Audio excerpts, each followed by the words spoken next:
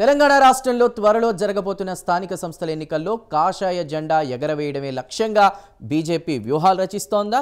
అనుకున్న ఫలితాలను సాధించాలంటే స్థానిక సంస్థల్లో పాగా వేయడం ద్వారానే సాధ్యమవుతుందని కమలం పార్టీ భావిస్తోందా? ఆ దిశగా వ్యూహాత్మకంగా రాష్ట్ర అధ్యక్షుడు ముందుకు వెళుతున్నారా? వచ్చే నెలలో జరిగేటువంటి సర్పంచ్ ఎన్నికల్లో గెలిపే లక్ష్యంగా బీజేపీ తీసుకుంటున్న నిర్ణయాలేంటి? Watch the story.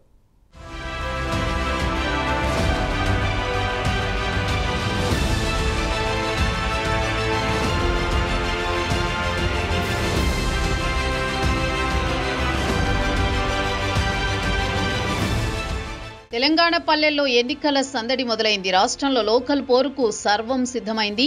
ఎప్పుడెప్పుడా అని ఎదురు చూస్తున్న పంచాయతీ ఎన్నికల నోటిఫికేషన్ విడుదలైంది. దీంతో స్థానిక సంస్థల ఎన్నికలపై బీజేపీ రాష్ట్ర నాయకత్వం ఫోకస్ పెట్టింది. ఇప్పటికే బీజేపీ రాష్ట్ర కార్యాలయంలో రాష్ట్ర అధ్యక్షుడు రామచంద్రరావు అధ్యక్షతన స్థానిక సంస్థల ఎన్నికలపై ఎంపీలు, ఎమ్మెల్యేలు, ఎమ్మెల్సీలతో పాటు గత అసెంబ్లీ, పార్లమెంట్ ఎన్నికల్లో పోటీ చేసిన అభ్యర్థులతో సన్నాహక సమావేశాన్ని నిర్వహించారు. ఈ సందర్భంగా పార్టీ నేతలకు రామచందర్ దిశానిర్దేశం చేశారు. స్థానిక సంస్థల ఎన్నికల్లో అనుసరించాల్సిన వ్యూహాలపై సమావేశంలో చర్చించారు. అన్ని వార్డులు, గ్రామ పంచాయతీలకు పోటీ చేయాలని నిర్ణయించారు. ఎవరితో పొత్తు పెట్టుకోకుండా ఒంటరిగానే బరిలోకి దిగేలా కార్యాచరణను సిద్ధం చేసుకుంటున్నారు. ఎంపీలు, ఎమ్మెల్యేలు ఫ్లోర్ లీడర్లతో కమిటీ వేయనున్నారు. రాష్ట్ర స్థాయి, జిల్లా స్థాయి కమిటీలతో పాటు లీగల్ కమిటీలను కూడా వేయనున్నారు.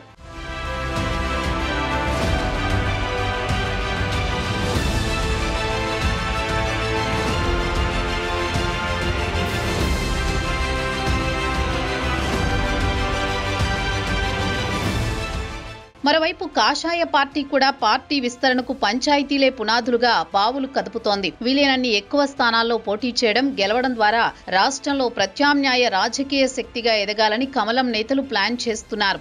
ఇక స్థానిక సంస్థల ఎన్నికల్లో వార్డు మెంబర్ నుంచి సర్పంచ్ వరకు గ్రామాల్లోని అన్ని స్థానాల్లో బీజేపీ అభ్యర్థులు పోటీ చేయాలని ఆ పార్టీ రాష్ట్ర అధ్యక్షుడు రామచంద్రరావు స్పష్టం చేశారు. ఆయా అభ్యర్థుల విజయానికి పార్టీ శ్రేణులు కృషి చేయాలని పిలుపునిచ్చారు. రాబోయే అసెంబ్లీ ఎన్నికల్లో గెలిచి బీజేపీ అధికారం చేపట్టడానికి స్థానిక సంస్థల ఎన్నికలు పునాది కావాలంటూ దిశానిర్దేశం చేశారు.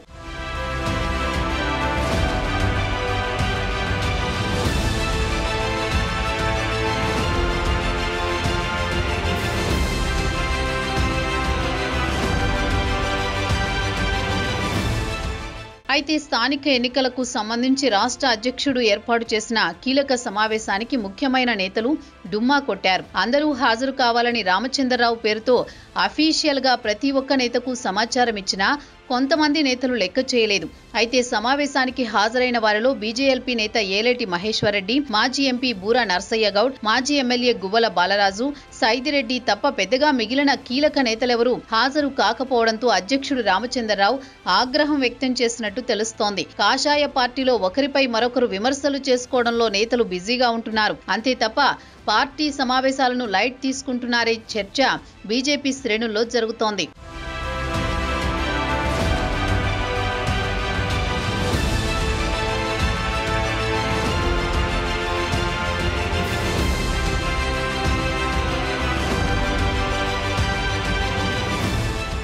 ఇదిలా ఉంటే ఈ నెల 30న ఆదివారం తెలంగాణకు సంస్థాగత జాతీయ ప్రధాన కార్యదర్శి బిఎల్ సంతోష్ రానున్నారు. ఆదివారం హైదరాబాద్ లో జరిగే తెలంగాణ బీజేపీ విస్తృత స్థాయి సమావేశానికి ఆయన హాజరు కానున్నారు. నగర శివారులో జరిగే విస్తృత స్థాయి సమావేశానికి ఆయన హాజరై పార్టీ సంస్థాగత నిర్ణయాలు, క్షేత్రస్థాయిలో పార్టీ బలోపేతం తదితర అంశాలపై రాష్ట్ర నాయకత్వానికి దిశానిర్దేశం చేయనున్నారు. తెలంగాణ అసెంబ్లీ ఎన్నికల అనంతరం బిఎల్ సంతోష్ రాష్ట్రానికి రావడం ప్రాధాన్యత సంతరించుకుంది.